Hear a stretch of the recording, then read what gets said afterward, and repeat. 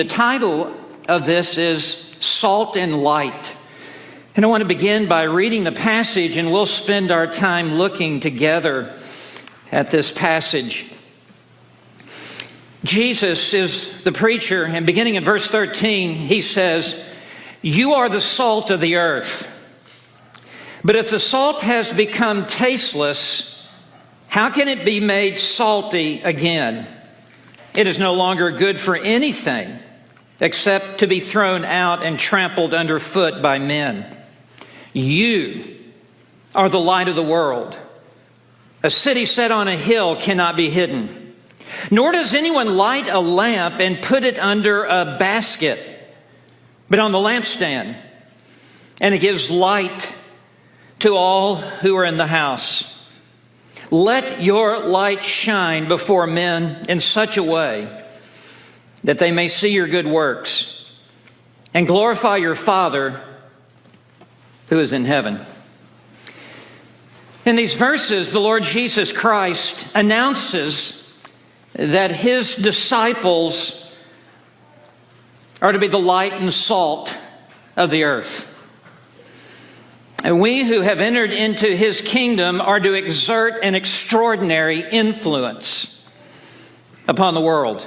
We are not to blend in with the world. We are to stand out and be distinctly different from the world. We must be different from the world in order to make a difference in the world. And we're not to be withdrawn from the world and live in a holy huddle by ourselves, but we are to penetrate into the world, and we are to be salt in the world and light in the world. Jesus is calling us in this sermon to be radically different from the world. And he is calling us to penetrate, not to play defense, but to play offense, and to go into the world with the only message of hope that there is. So we are to be in the world, but not of the world. We must not be isolated from the world. We must be insulated from the world. We must be salt out of the salt shaker and into the world. And we must be light that shines into the darkness of this world. Otherwise, we ought to just check out and go to heaven already. So let's look at this passage beginning in verse 13. He begins with what I want to call the strong pronouncement.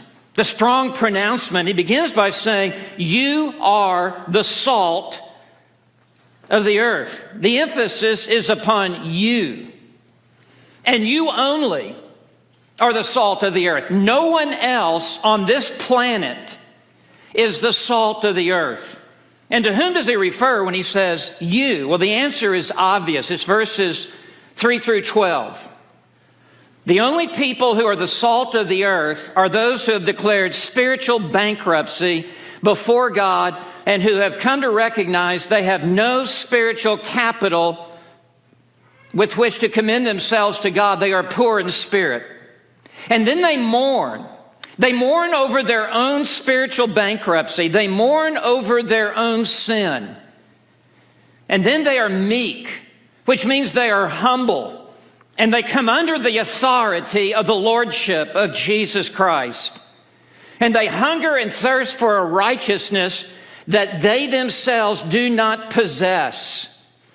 And it is given to us in the act of justification by faith alone.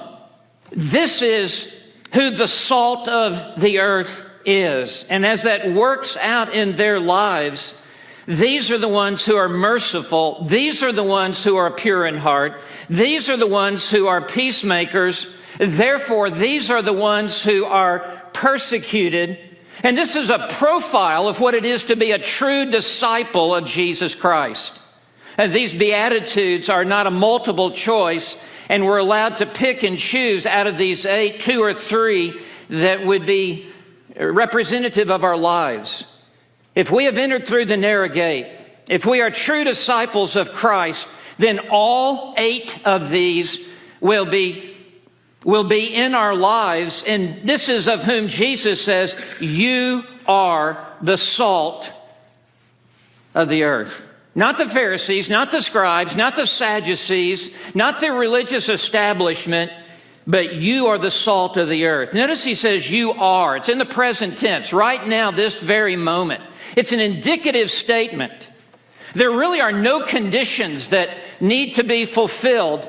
It is a statement of fact that you are the salt of the earth. Salt was a very valuable commodity in the first century. In fact, Roman soldiers were paid in salt, and that's where the expression comes from. He's worth his weight in salt, because that was his paycheck that he would receive. And salt has many different features to it. Salt enhances flavor.